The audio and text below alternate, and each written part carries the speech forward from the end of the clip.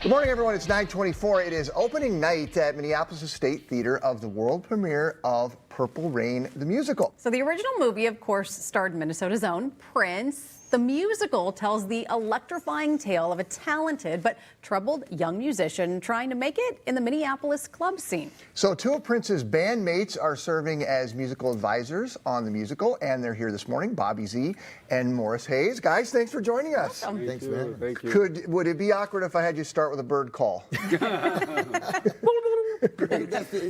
Thanks for being here, guys. This has got to be a pretty exciting night for you.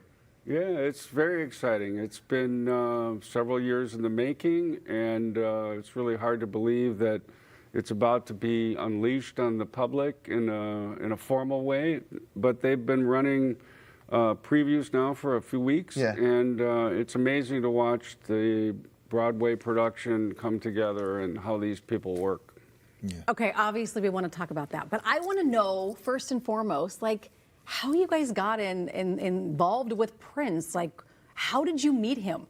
What was this journey like through his life with him? Well, I'll start quickly. Okay. I met him, we were very unfamous together. I was 19, Prince was 17 years old, and we met at Moon Sound Studios, where he was discovered by Chris Moon. And we started a friendship from there, and then I was drafted into... That's what it seems like he did. He like drafted people. Like you would play, and then he'd be like, "Okay, you get to come and be part." Tell you his story. And I'll do the Cliff Notes version. I was playing in a band in Memphis, and they were on tour. And you know, like Prince would do, he would go to different clubs and check out other bands, or sometimes jam. And the band I was playing with, they liked them, and said after they came down, and not Prince, but some of the other guy, Brown Mark. And said, like, man, you guys sound like us. Everybody else will butcher our songs, but you guys sound like us. And we just made a connection. And then around '86, we came here to do demos with Mark. And then we ended up being in his band, Maserati. And that's how the lead singer, G Sharp, and I got into Minneapolis. We came here for that. And then I was shooting a video with Brown at Paisley Park during the Batman era. And Prince kind of saw me and was like, "Yeah, can this kid play?" And Craig was like, "Yeah, he can play. He's a real musician, you know." And that's just kind of led into me working it. And I took a driving job. I was driving a van to pick up talent at Paisley Park during the Graffiti Bridge movie. And Levi Caesar gave me an opportunity to play on the song, and that's how Prince noticed me. Did you play on the Batman soundtrack? No, I played on the Graffiti Bridge. I gotcha. Morris Day in the Time, Morris Day in the Time song. Gotcha. And that kind of got the people upstairs. Eric Leeds and Prince heard it, and they were like, Prince was like, "You played the solo," and I'm like, "Yeah." That's me. He's like, "Well, awesome." Like, and that kind of that let him know that I'm not just a van driver, but I can. Yeah, you got some game, right? Yeah. Guys, to talk a little bit about, we hear so many things about Prince, and I'm not going to say difficult to work with, but maybe challenging in a case of like. He just wants to do something in the middle of the night, or like how did that work? How do you navigate that? I mean, I always think of it like waves of the ocean. You know, he had an idea, and then another one comes, and that one's old. And this could happen at midnight, could happen at 4 in the morning, it could happen at sound check. We were just talking about changes at the very last minute before shows or TV shows. He was fearless. And it just was a different kind of creativity. That's why people compare him to like Da Vinci and stuff like this, because it was not a mere mortal creativity. It was coming in all ways, fashion, what you were wearing. You know, he would call you at the last second before you go on stage. What are you wearing? You know, okay, that's okay. You know, I mean, it was just a frantic, creative energy that was constantly in motion.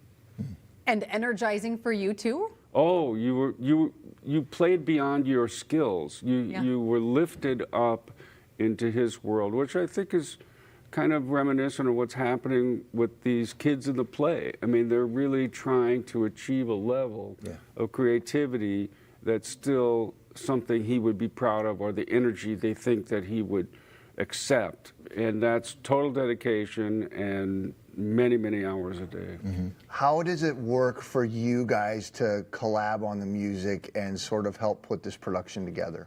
Well, you know, between Bobby and I, we have like 35 years of experience with Prince, and I think what we have learned from Prince is just like, you know, of all of the years of having him put a show together and play this music, you know, we have the nuance of how this is supposed to be.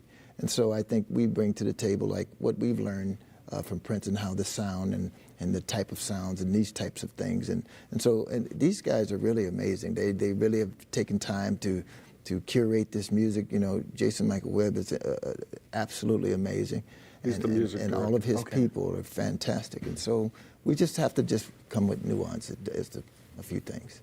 We were talking, and Chris said, you know, I grew up listening to you guys. I grew up with this music, and I look at this production and think it's kind of opening the eyes of a whole different generation that maybe, you know, younger than us and didn't grow up with Prince, but is now kind of learning about him, hearing that music, and kind of continuing it into the future, which is really exciting.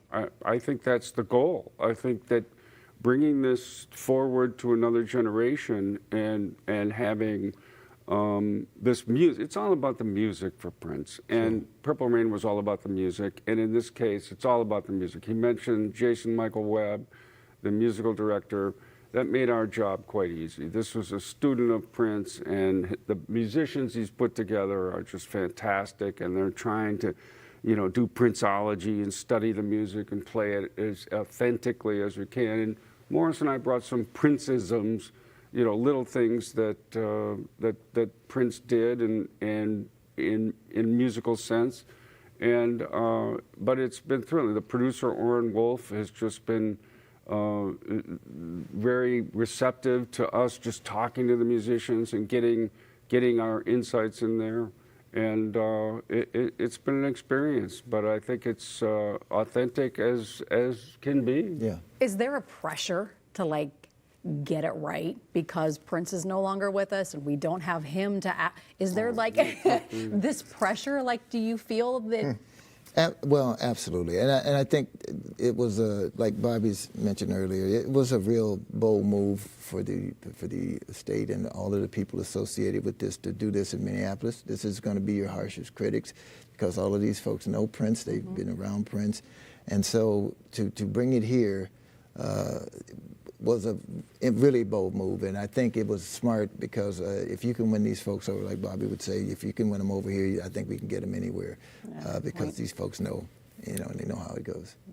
Yeah, I mean, at first it was like Minneapolis. You know, you're coming to Minneapolis. Right. It's taking the bull by the horns. Right. You know, the hardest fans, you know, to prove that this is authentic. And but the crowds have been great, and the applause has been great. The talent has been great. You know, just I think the you know, Lundell McMillan and the estate made some really, the Legacy Group made some great ideas to expand the catalog. It's not just the 9 songs on the Purple Rain album and in the movie. They expanded the catalog. Oh, cool. And it's kind of a surprise and a little treat there that it opens it up to many, many Prince songs that you might not expect. Right. Guys, thanks so much for coming. I am so looking forward to seeing it. It's good to spend some time with you and meet both of you. Thank you Thanks both for having very us, man. much. This is Thank awesome. you. Tickets are still available, by the way, and we're going to post a link so that you can reserve your spot on our website at minnesotalive.com. Back after this.